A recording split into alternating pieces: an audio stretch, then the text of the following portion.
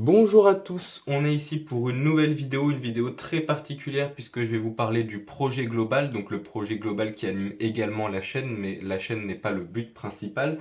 Je voulais vous présenter ça sur une très grande ardoise. J'ai deux problèmes avec ça, c'est que mon setup est un peu pourri. À l'heure actuelle, il s'est déjà cassé la gueule deux fois, donc c'est déjà la troisième fois que je refais cette vidéo juste parce que mon setup est pourri. Et du coup, il ne me permettait pas de filmer cette grande ardoise. En plus de ça, j'avais déjà fait des choses dessus que je n'ai pas effacées et donc il me faudrait de l'alcool à brûler pour les effacer correctement.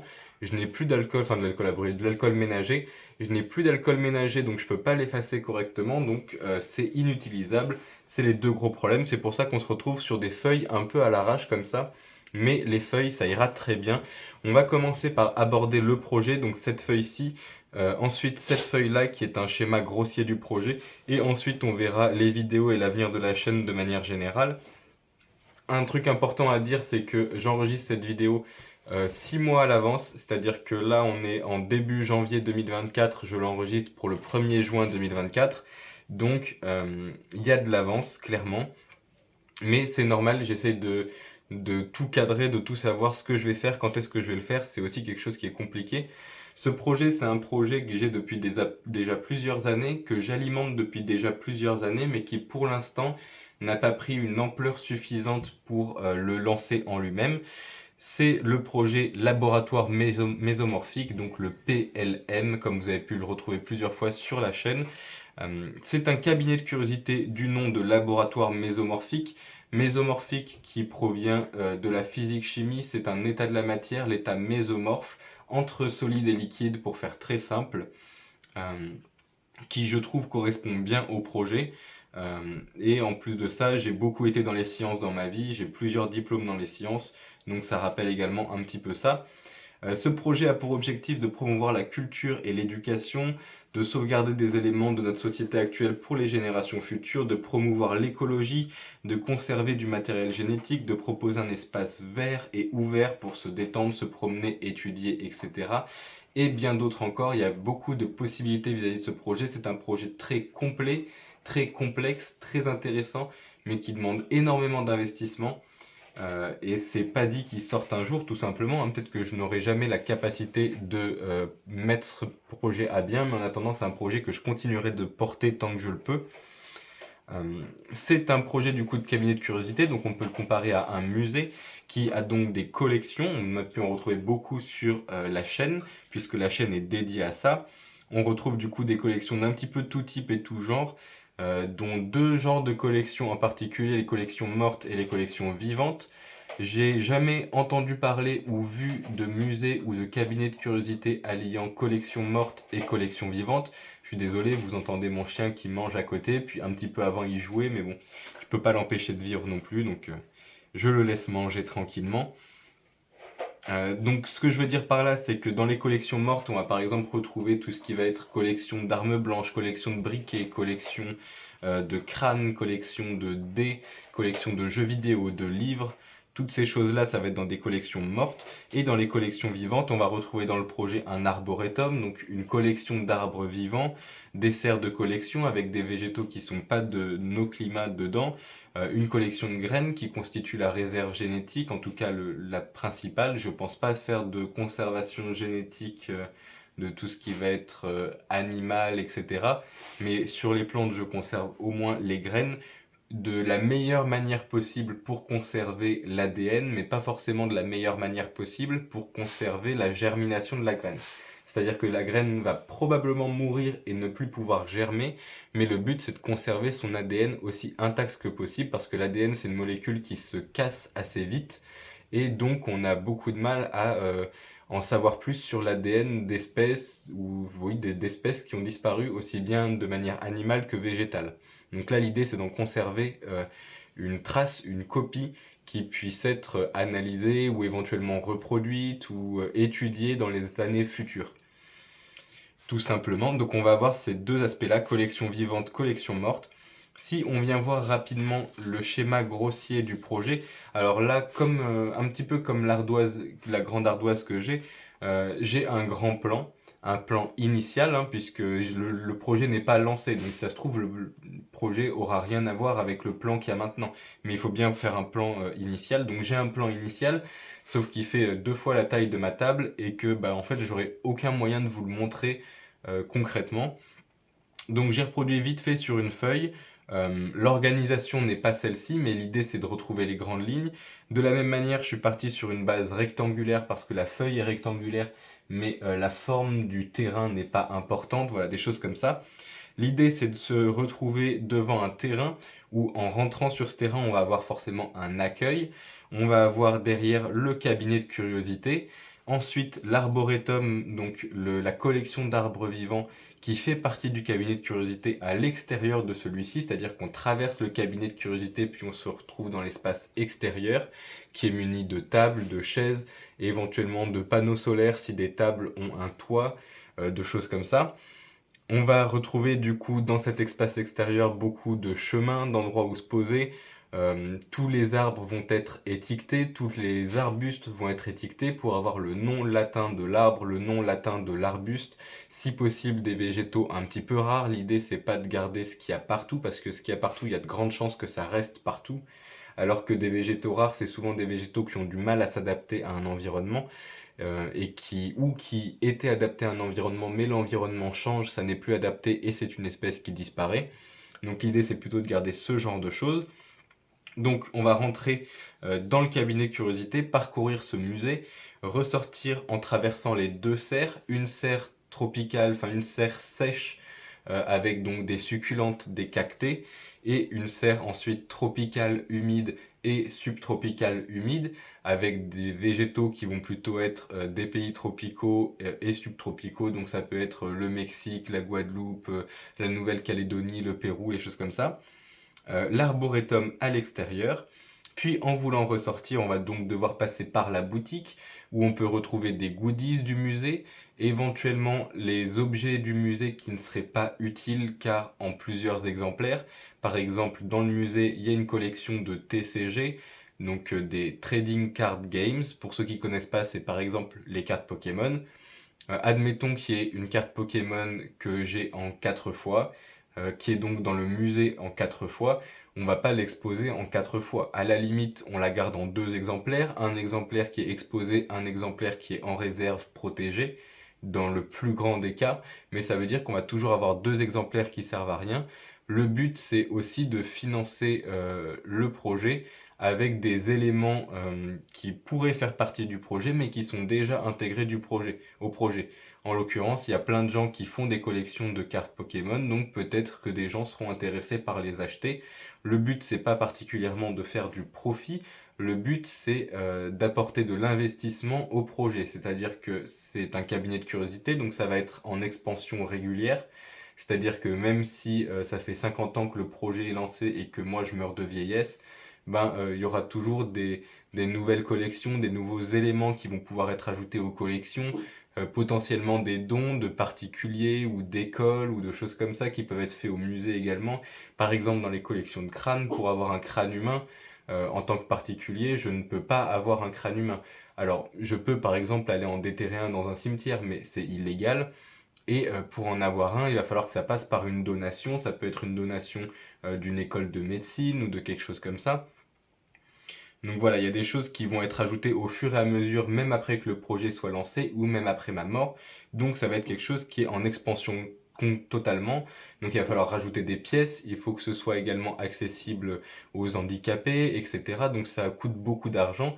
Et l'idée, c'est plutôt que de demander des donations en argent tout le temps, ben, sortir de l'argent avec des donations en objets ou alors avec des objets qui ne servent pas, qui peuvent être vendus.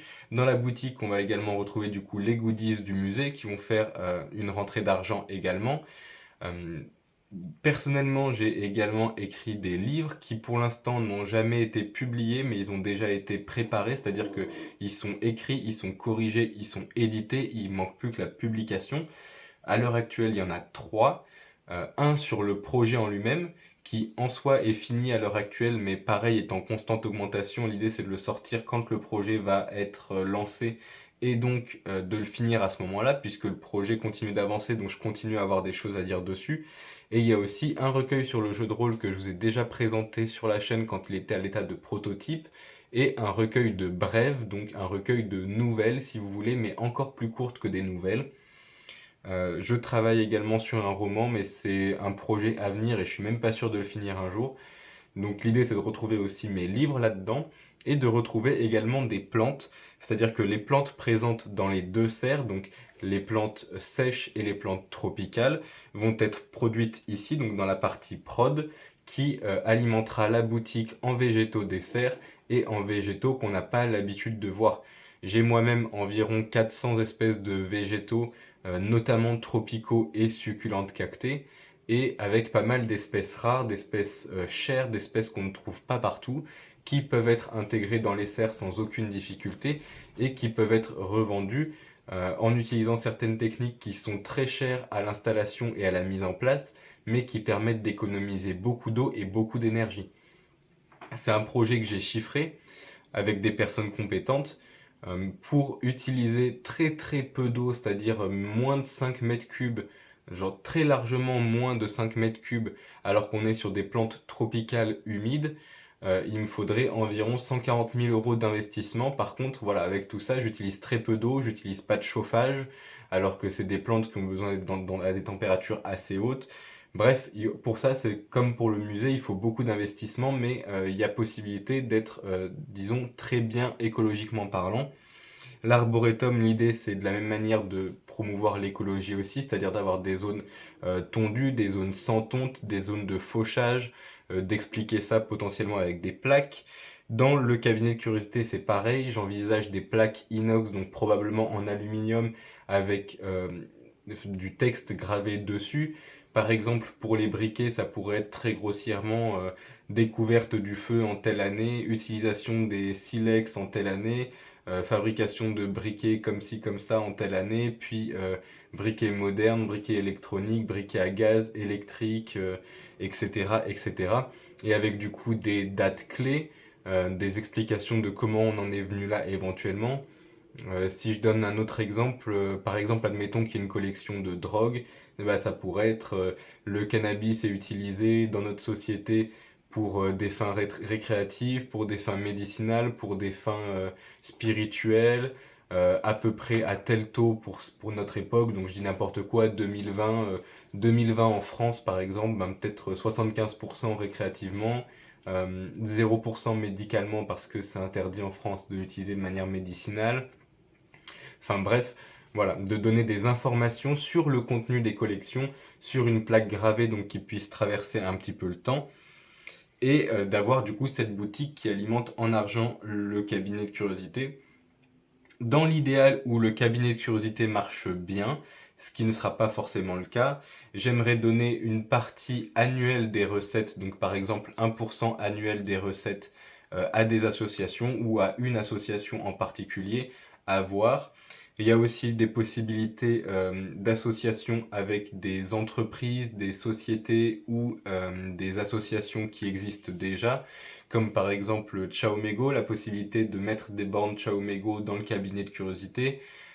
Par exemple, à voir avec eux, hein, c'est des choses qui se négocient, mais par exemple, la borne pourrait être installée gratuitement alors que normalement c'est payant, puisque comme c'est un musée, il va y avoir beaucoup de monde, donc ça va être rempli souvent, donc ça va leur faire beaucoup de mégots qui vont pouvoir recycler en tissu, en doudoune, etc. Et normalement, ils perdent de l'argent là-dessus, mais peut-être que si on leur en apporte beaucoup, que ça les fait connaître, etc., il y a quelque chose à négocier. Voilà, des choses comme ça. Il y a aussi la possibilité de faire venir des écoles, de faire venir des clubs du troisième âge, pour visiter le cabinet de curiosité, pour visiter l'arboretum. La possibilité de faire des passes moins chères pour les chômeurs, les jeunes, les nounous par exemple, qui pourraient vouloir venir au parc avec trois, quatre gamins, donc avoir un pass spécial pour la nounou, puis ne pas faire payer les enfants par exemple, quelque chose comme ça. Donc il y a vraiment beaucoup de choses à faire. C'est un projet qui est vaste, qui a énormément de possibilités, qui pourrait apporter beaucoup à la société, mais qui est très difficile à mettre en place. On va passer maintenant un petit peu aux vidéos, donc je vais rassembler tout ça pour que ça fasse moins de bordel. Là, à l'heure actuelle, sur la chaîne, il y a 1 an de vidéos d'avance à hauteur de une vidéo par semaine, c'est-à-dire qu'on est en janvier 2024, il y a des vidéos qui sont prévues et en ligne jusqu'en janvier 2024, et on a en plus de ça 1 mois et demi de vidéos à raison de une vidéo par jour, puisque à partir de janvier 2025, ce seront des vidéos à une vidéo par jour, jusqu'à ce que je n'ai plus d'avance du tout. Donc à l'heure actuelle, il y a 1 an plus 1 mois et demi de vidéos prévues. À partir de janvier 2025, on va avoir des nouveaux sujets qui sont internes au projet sur la chaîne, comme notamment une collection de dés, donc des dés de jeux de société, de jeux de rôle, des dés 20, des dés 60 faces, enfin des dés 20 faces, des dés 60 faces, des dés 100 faces, des dés 24 faces, des dés 3 faces, des choses comme ça. Des jeux rétro également avec des jeux de PS1, de PS2, de PC, de Game Boy Advance, de Game Boy Color, de GameCube, de DS, de 3DS. Donc voilà, pas mal de jeux rétro aussi qui vont venir parce que là il me reste encore à record quelques jeux de Wii, quelques jeux de PS3, quelques jeux de Wii U, 2 jeux de Switch, et après j'aurai fait tous mes jeux qui sont récents. Il m'en reste beaucoup sur PC en version dématérialisée, mais du coup il n'y a pas de boîte, il n'y a rien à montrer, donc je ferai pas de vidéo sur la chaîne dessus. Ou alors peut-être une grosse vidéo d'1 heure où je les passe tous en revue d'un coup. On a quelque chose comme 200 jeux sur l'Epic Game Store, peut-être une soixantaine sur Steam, et peut-être 3-4 qui se battent en duel à côté. Donc beaucoup à dire là-dessus aussi. Des minéraux avec une collection d'environ 12 000 minéraux. Alors je vous les ferai pas tous, je vous les montrerai pas tous parce qu'il y en a certains qui ne sont visibles qu'au microscope ou à la loupe binoculaire. Il y en a d'autres qui sont particulièrement visibles aux UV. Bref, c'est toute une mise en place. Donc ça viendra très très lentement, très très petit à petit, avec voilà, essentiellement des minéraux qui sont visibles en macro. J'en parle pas là-dedans parce que c'est un sujet qui est déjà plus ou moins arrivé. Quoique non, en fait, c'est un sujet qui arrivera aussi à la même période, donc j'aurais dû le rajouter dans la liste.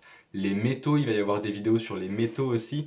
J'ai tourné ce matin même une vidéo sur l'aluminium. Donc voici un morceau. Donc il va y avoir sur des métaux aussi, sur les fossiles. Il va y en avoir sur les accessoires de tabac. Alors ce que j'appelle accessoires de tabac, c'est feuilles, filtres, rouleuses, mais ça peut être aussi grinder, ça peut être bang, ça peut être plein de choses. L'idée c'est de refléter notre société telle qu'elle est, sans tricher, donc c'est des choses qui rentrent aussi dedans. Il va y avoir une diminution progressive des vidéos sur les jeux mobiles pour 2 raisons. La première c'est que j'ai pas forcément beaucoup le temps de jouer. La deuxième c'est que c'est quelque chose qui évolue très lentement, que ce soit que ce soit Pokémon Go ou Summoners War, c'est des jeux qui avancent très lentement et donc sur lesquels il n'y a pas lieu de faire des vidéos très souvent. Il va y avoir aussi des nouvelles vidéos sur des découvertes de jeux mobiles et des découvertes d'applis. Il va y avoir des vidéos sur les végétaux vivants, qui est quelque chose qui n'a pas du tout été fait jusque-là, mais j'ai des végétaux très impressionnants à vous montrer, donc ça peut être pas mal. Des vidéos sur les champignons, alors ça c'est plutôt envisagé. On va mettre un petit point d'interrogation. Qu'est-ce que j'entends par là? J'entends par là qu'il y a des champignons que j'ai conservés qui rentrent dans le cadre du projet, comme ceux-ci par exemple qui ont été séchés avec de la mousse. Alors, on va essayer de vous montrer ça un petit peu bien. Voilà, ceux-ci qui ont été conservés avec de la mousse par exemple, qui sont des mousserons ici, mais plein d'autres champignons qui pourraient être ajoutés dans le cadre du projet et qui sont en plus de ça intéressants à connaître en tant que particulier puisque comestibles et facilement reconnaissables. Le mousseron par exemple, on peut lui tourner la queue à l'infini sans qu'elle se casse, enfin à l'infini entre gros guillemets. Le sanguin, on le coupe, il saigne. Il y en a des petits bleus qui sentent très fort l'anis. Il y a plein de champignons comme ça sur lesquels on ne peut absolument pas se tromper quand on les connaît et sur lesquels il serait aisé de faire des vidéos. Le seul truc, c'est qu'il faut être là au bon moment, avec une qualité suffisante, dans des bonnes conditions. Là, par exemple, à l'endroit où j'habite, ça fait à peu près 2 mois que tous les jours, soit il pleut, soit il y a du vent. Donc c'est très compliqué de tourner des vidéos de qualité sans bruit, surtout à l'extérieur. Donc c'est à voir. Des vidéos aussi sur les livres, donc des lectures de la semaine, mais sur des BD, chose qui n'a pas encore été faite depuis le début, c'est-à-dire que là on est... j'ai enregistré et publié le numéro 54 de la série, je crois bien, ou 53, et pour l'instant on n'a fait aucune BD. alors que je dois avoir bien 80 BD et qu'il y a des choses à dire sur les BD. Donc sur les BD, ça va arriver. Sur les consoles aussi, puisque pour l'instant, on n'a parlé que des jeux vidéo, on n'a pas parlé des consoles. Et en termes de consoles, j'ai la PS1, la PS2, la PS3, la GameCube, la Game Boy Advance, la Game Boy Color, la DS Lite, la 3DS, la Wii U. Bref, une grande quantité de consoles, donc là-dessus il va y avoir des choses à dire aussi. Et puis il va y avoir tous les accessoires de console, donc le headset de PS3, les manettes 6-axis, les manettes, j'ai plus le nom, DualShock 3, les manettes de Xbox, des choses comme ça, les manettes de Wii, le pad de Wii U. Bref, plus de vidéos sur les dessins. Alors en l'occurrence, c'est parce que je dessinais beaucoup avant, donc des vidéos sur mes anciens dessins. J'en ai déjà fait une il y a assez longtemps qui s'intitule Mes, entre parenthèses, vieux dessins. Mais il y en a plein d'autres de vieux dessins que je vous ai pas montré et qui rentrent dans le cadre du projet puisqu'il y aura potentiellement, alors c'est pas du tout dit hein, parce que je trouve que c'est un petit peu être imbu de soi, mais je pense que ça pourrait être intéressant d'avoir une section, une petite salle sur le créateur du musée puisque je m'intéresse à beaucoup de sujets et qu'il y a beaucoup de choses à dire. Et qu'il y a des dessins qui sont bien, il y a aussi les livres qui peuvent être ajoutés dedans, bref, plein de choses. Donc je pense que ça peut avoir sa place sur la chaîne et il y a beaucoup de vieux dessins que je vous ai pas montré. Je continue de dessiner très très rarement parce que j'ai pas beaucoup le temps, mais de temps en temps, donc ça peut être intéressant. Et des créations handmade. J'ai notamment fait des sculptures de bois, des sculptures d'os. J'ai par exemple fait un papillon en os de souris qui est magnifique. J'ai fait aussi des petites fioles de ce que j'appelle des fioles plage, avec du coup du sable, des petits coquillages, etc. C'est collé donc ça bouge pas. Ça peut être après éventuellement mis en boucle d'oreille, en collier, juste en décoration sur un meuble, bref, d'autres choses comme ça. Euh, donc voilà, ce qui est création handmade, j'ai aussi fabriqué un couteau. Bref, tout ce genre de choses qui peuvent être également ajoutées à la chaîne et qui sont des vidéos qui arriveront à partir de janvier 2025. Les objectifs de la chaîne globalement, ce sont toujours les mêmes, mais c'est bien de les rappeler, c'est présenter les éléments du projet laboratoire mésomorphique, c'est-à-dire présenter les collections qui s'intègrent au projet et garder une trace numérique des éléments du projet, c'est-à-dire que quelqu'un qui se dit ah ouais mais moi je suis gamer, ce qui m'aurait intéressé c'est les jeux vidéo, mais j'ai 500 jeux et je suis pas sûr qu'il ait des jeux qui soient intéressants à voir et les consoles m'intéressent pas forcément et tout. Et ben il y a moyen de passer du coup sur la chaîne, de regarder un peu et de se dire ah mais tiens en fait ces trois consoles là je les ai jamais eues, il y a des jeux dessus, il y a la console, il y a machin, il y a du coup la plaque qui a pas été mise, qui n'existe pas à l'heure actuelle, mais il y a du coup la plaque sur la console qui explique quand est-ce qu'elle a été créée, comment, pourquoi, etc. Donc ça m'intéresse, je vais aller voir.